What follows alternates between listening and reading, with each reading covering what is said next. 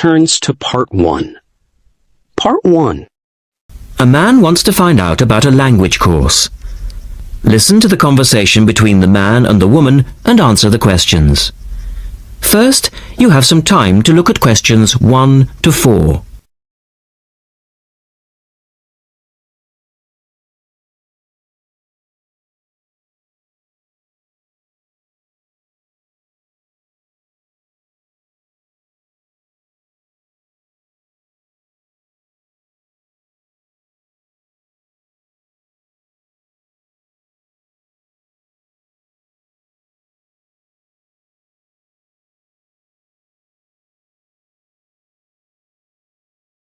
You should answer the questions as you listen, because you will not hear the recording a second time.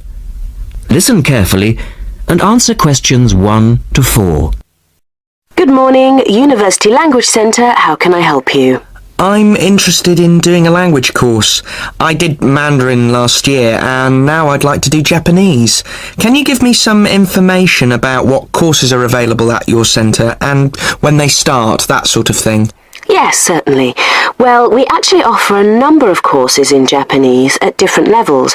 Are you looking for full-time or part-time? Oh, I couldn't manage full-time as I work every day, but evenings would be fine and certainly preferable to weekends. Well, we don't offer courses at the weekend anyway, but let me run through your options. We have a 12-week intensive course, 3 hours, 3 nights a week. That's our crash course, or an 8-month course, 2 nights a week. I think the crash course would suit me best, as I'll be leaving for Japan in 6 months' time. Are you a beginner? Not a complete beginner, no.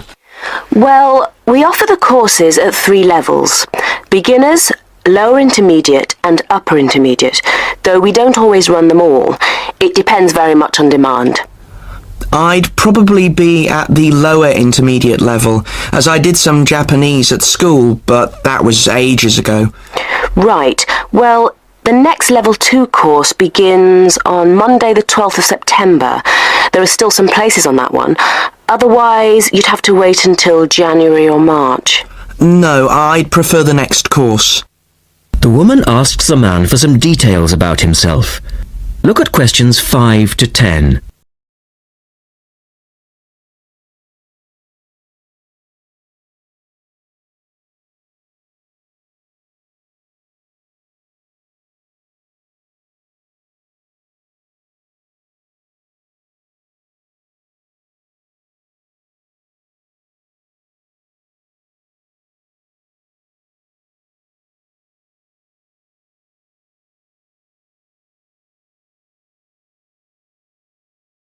Now listen carefully and answer questions 5 to 10.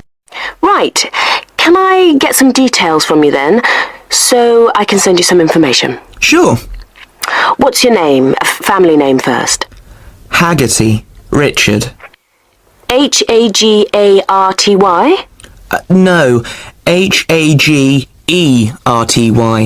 Oh, okay. And your address, Richard? Well, perhaps you could email it to me. Right. What's your email address?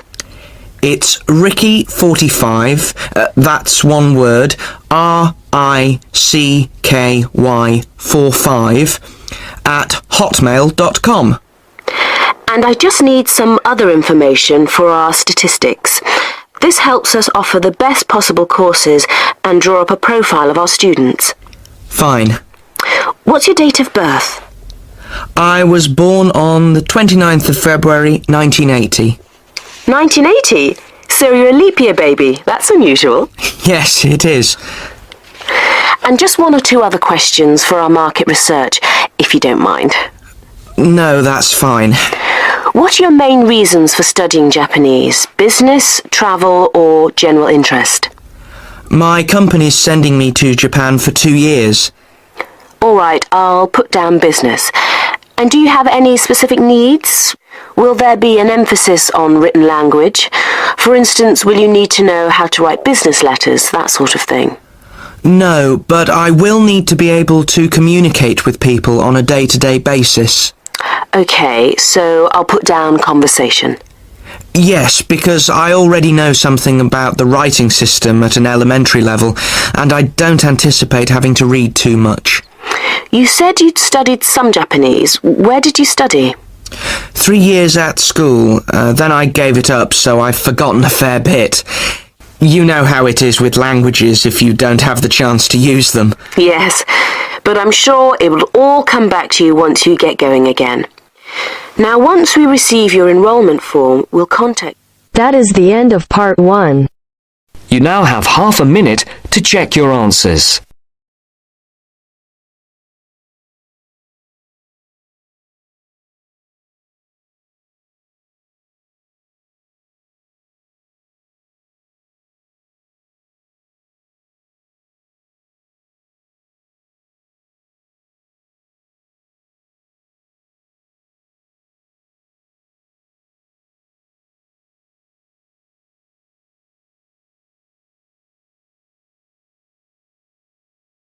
Now turns to part 2. Part 2. First, you have some time to look at questions 11 to 15.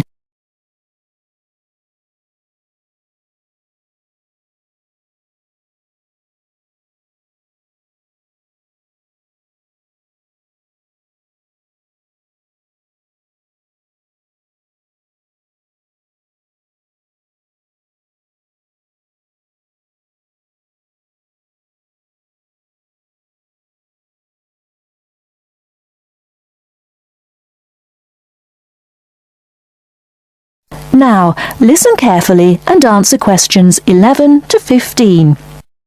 Starting at the beginning, you can see the on-off switch just beneath the two lights. Having turned the machine on, these lights now become very important. When the light on the left has gone out, you can begin making coffee, as it means the water is now hot enough. Next to that is the water level light. If this is illuminated, it means the machine does not have enough water. It is essential that you turn the machine off and add more water the moment this light comes on, otherwise you could damage the heating element. Once you have checked that both the heater light and the water level light are off, make sure the filter holder, that's the part with the handle just under the control panel, is in place.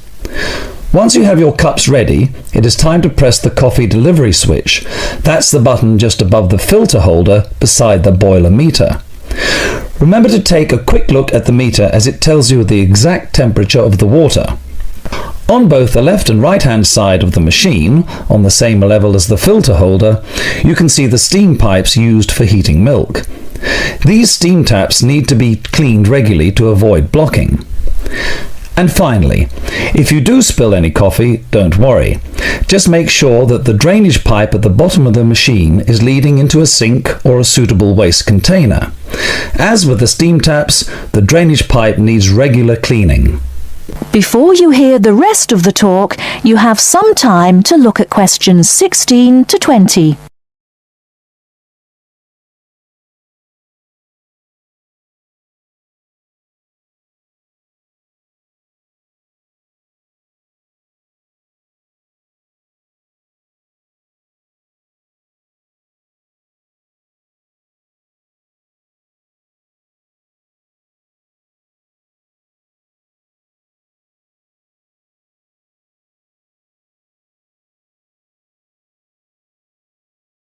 Now listen and answer questions 16 to 20.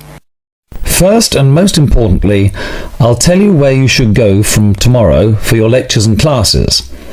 The Health Sciences building is on the west side of the campus, opposite the library, beside the History Department. As you are probably aware, there are 6 modules to the course, which will take a year to complete. That's 2 modules each term. In the first module of this term, you will be looking at current laws with regard to health and safety in the workplace. Don't forget that as you progress through the course, you should be building your thesis. This will need to be completed by the end of the year. Coursework will also be credited to your final grade, but the most important part of the course is the thesis.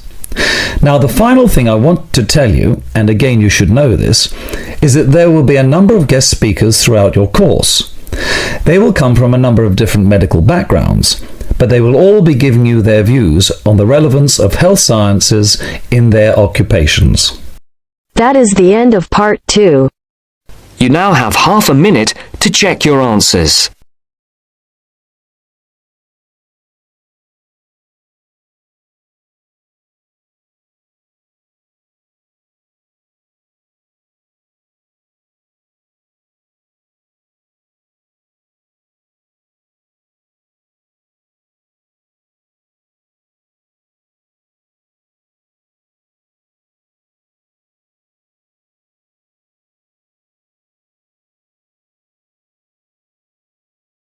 Now turns to part 3. You will hear a student called Tina asking Professor Van Diesen for advice on choosing courses. First, you have some time to look at questions 21 to 26.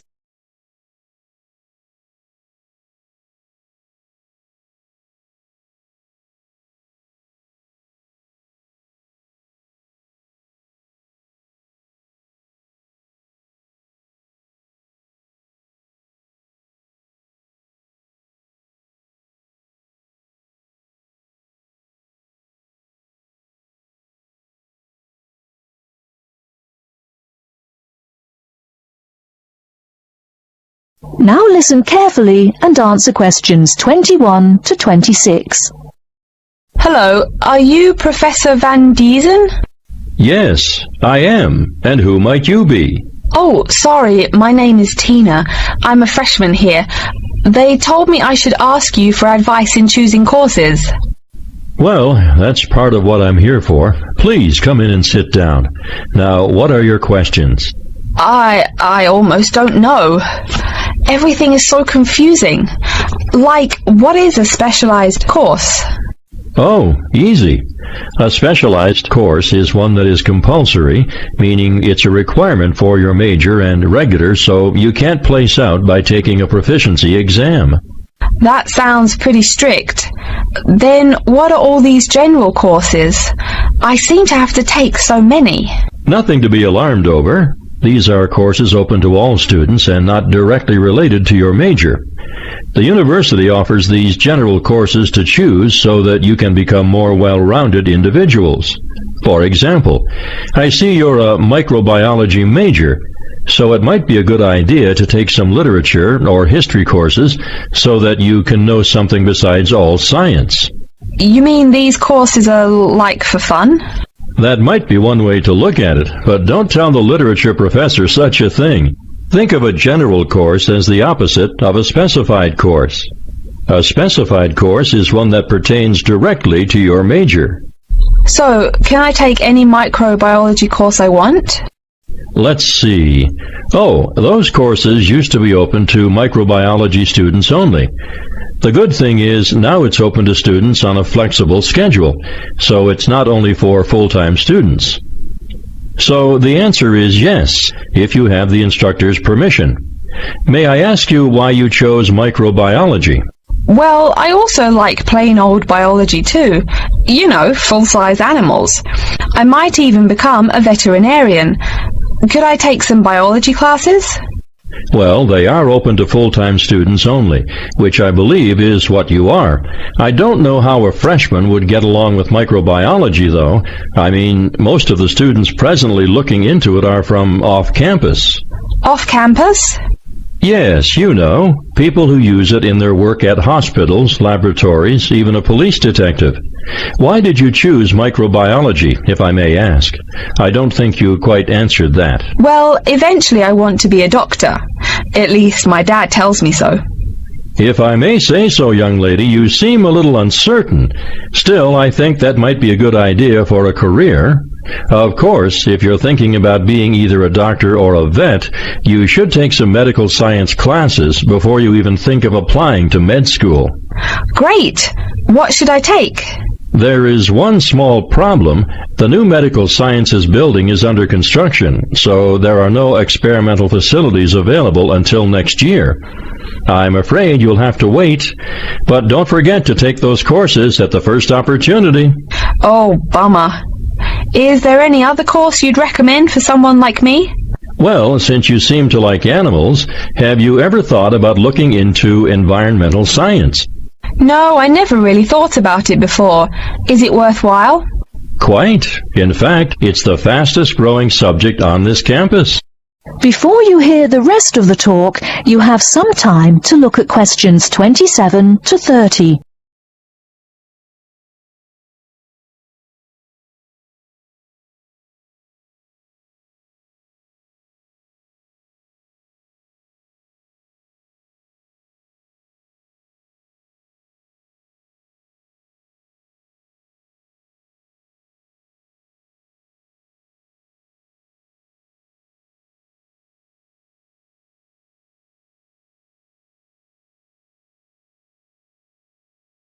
Now listen and answer questions 27 to 30.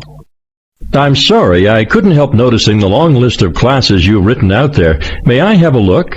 Oh, sure. Medical science, statistics, laboratory techniques, medicine, mathematics, computing. My, a bit of everything here. Is it too much? For your first semester, yes. What I suggest is starting out by taking the compulsory courses. Like we said before, the medical science can wait. Consider taking that in your sophomore year. I think I'd put off computing, too. I recommend to all freshmen that I talk to get the compulsory mathematics out of the way as early as possible, so take that one. It'll be one less difficult course you have to focus on when the science lab opens next year, and you have to catch up on classes like laboratory techniques. Your major also requires statistics, so you have to balance 2 math classes, and no doubt you should take that. Otherwise, get your required medicine course out of the way by taking something theory-based. Oh, of course, and your environmental science class, if you're interested. The others can wait, though I think computing is definitely a good idea, even though it's not required. I see, too, on your paper there, you seem to have had high marks on the entrance exam. Yeah, I guess so. Don't be shy. Have you thought about applying for a scholarship? Do they have any? I mean, my dad is always complaining about how much money it costs him. In your department, there are actually 3 full scholarships available. They cover tuition and provide $1,500 cash. $1,500 cash? Party! Please, miss, the money is intended more as a textbook allowance, not party money. If you promise to behave, I'll show you how to apply. Great, and thanks. That is the end of part 3. You now have half a minute to check your answers.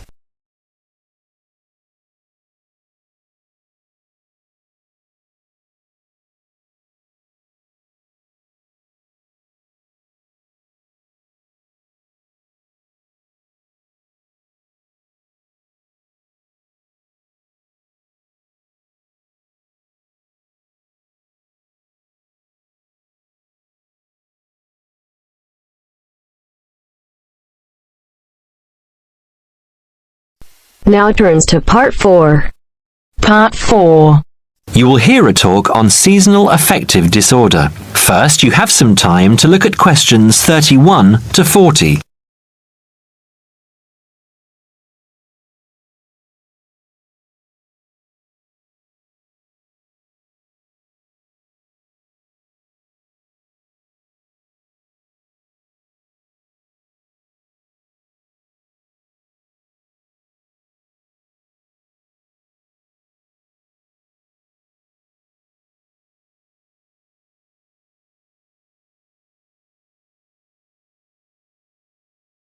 Now listen carefully and answer questions 31 to 40.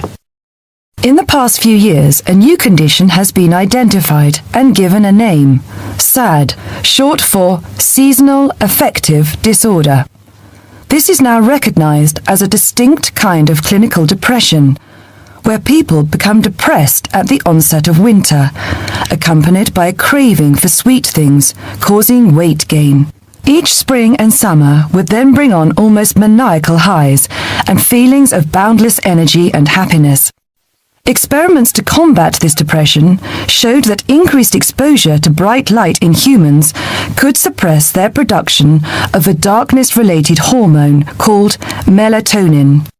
The light needed to induce this change was about 2,000 lux, or about 4 times brighter than ordinary household lighting. It was then calculated that if bright light could suppress melatonin secretion, then it might have other effects on the brain, including the reversal of symptoms of depression. While melatonin's precise role in SAD has not been pinned down, the theory led to effective treatment. Not surprisingly, SAD affects more people where winter nights are longer and days shorter. In the UK, an estimated 500,000 adults develop a full-blown SAD in winter, and twice this number suffer the milder condition called subsyndromal SAD. About 80% of sufferers improve when given light therapy, and improvement usually comes within 2 to 4 days. Scientists are still unsure why winter depression happens, but more than a decade of research has turned up some surprising findings. Nearly 80% of SAD victims are women. Researchers are uncertain why this is so. SAD can affect people at any age, but typically it begins around the age of 20 and becomes less common between 40 and 50.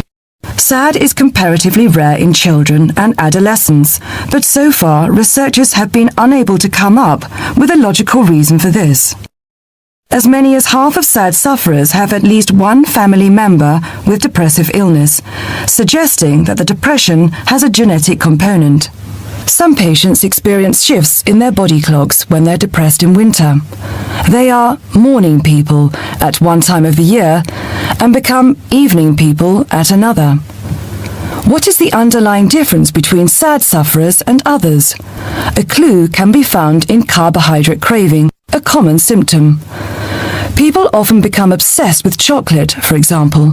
Carbohydrates alter brain chemistry by increasing the level of a soothing chemical called serotonin, a neurotransmitter that carries signals between brain cells. SAD sufferers crave carbohydrates because they may need serotonin to lift their mood. This craving can be intense, in fact, an addiction. It may be that the serotonin system of the brain has problems regulating itself during the winter. Some SAD sufferers respond well to the drug Prozac, thought to influence the brain's serotonin-using system. Other brain chemicals and hormones probably play a role in winter depression. Another neurotransmitter, dopamine, for example, may be inadequate in certain cases. Researchers hope to uncover clues to SAD's secret by probing similarities between SAD and hibernation. Though no valid link between the two has been established, some SAD patients say they feel like hibernating animals. SAD sufferers tend to put on fat in autumn and early winter, roughly the time when such hibernators as bears and squirrels do. That is the end of part 4. You now have half a minute to check your answers.